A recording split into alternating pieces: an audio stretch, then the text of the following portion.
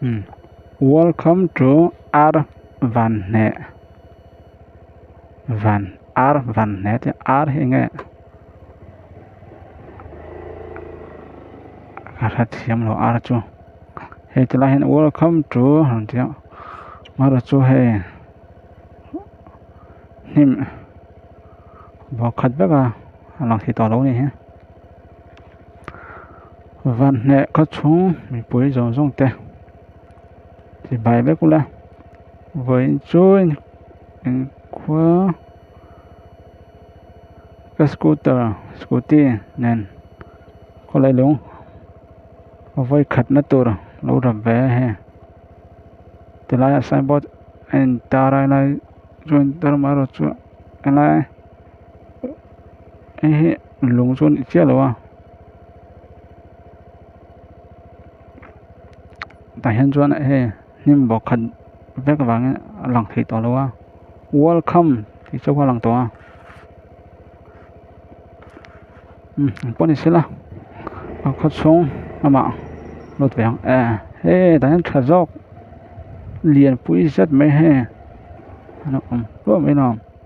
hey welcome to R Van Nè R hi nghe chưa lâu nè hey họ chọn được cái luôn ha sang bên ta đã thắc khóc mày thì han ta hiện welcome to open defecation free village Van Nè khoa văn liền và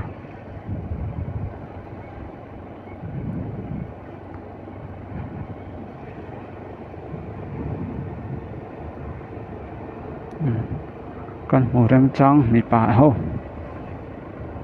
con một rem trắng thế sót lên chung về in té cổ thần thế rất nghe nè rất quá lẻo cái Van Nè quá nè hang hôi còn sót top mấy ông hắn nộp bà nè kìa sót top những họ trên ba Van Nè khối in hi in sát bên gần giống đấy sầm rất sầm cổ vậy mà cổ phần hít cổ phần thum mà ven hít trên trên về ven hít khó chung ven hít trên về khó chung ven hít cái ven Van Nè khó chung ven hít trên về cái ven tiếng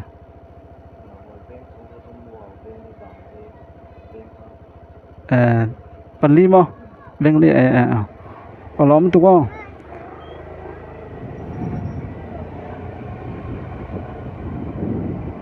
lại đâu vất rất là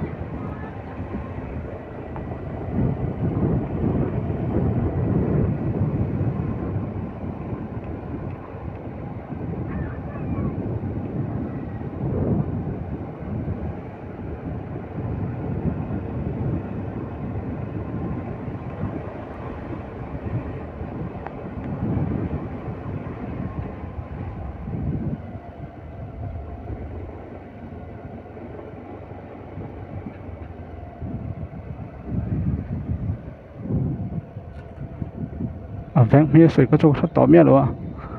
mà là cho ven ly ha sưởi ven chọc thì cái gì cái có chỗ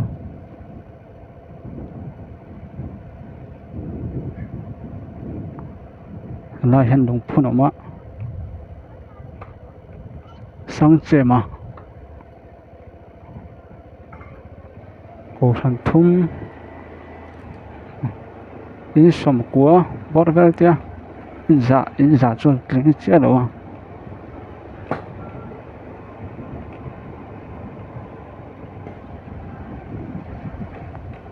xuân thì lại hiện các xe sổ đồ xuân lại trong hiện mang tôn cái gì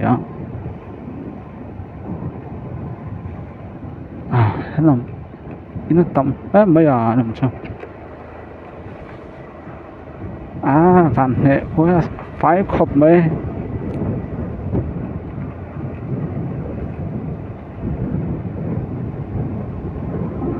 có phải tắc này bao nhiêu phải nó khóc mà thì lắm nông ta chỉ sức lắm bằng phù hậu ha khăn xuống số tập để nghe waiting set tháng sau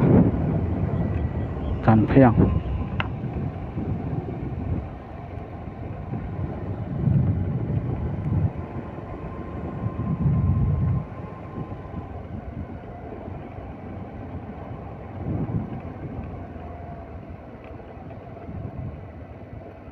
Then I can goodbye nanti ya. Alah, nang ni van ne. Ko sung puita, nang ni pa goodbye. Kham lỗi mày. Let let zone kan la leng.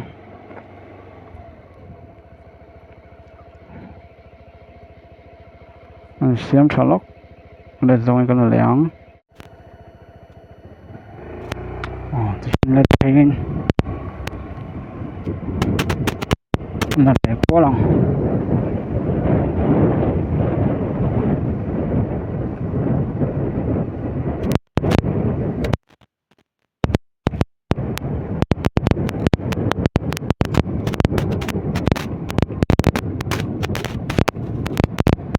one to five sama one to five sana ha bây giờ phải có đi khóc mày này về tuổi sau ra khóc mày và mẹ xuống này có xuống hạt lạt mấy cái này mày phải cho bà giáo tên này sẽ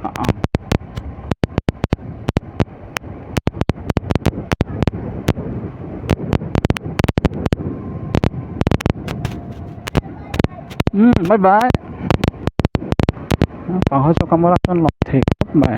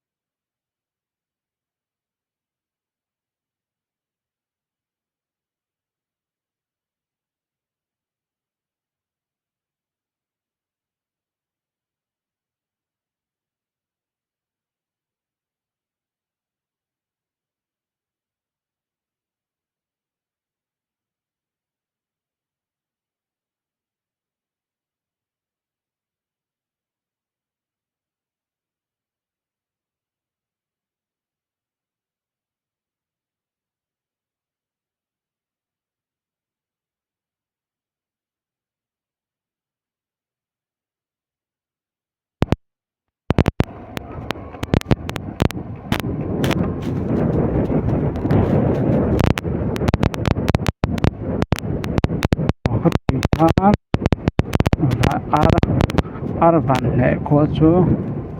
ăn được to lệ phốt mèo thì xong cả van lệ của chú van của thầy chú này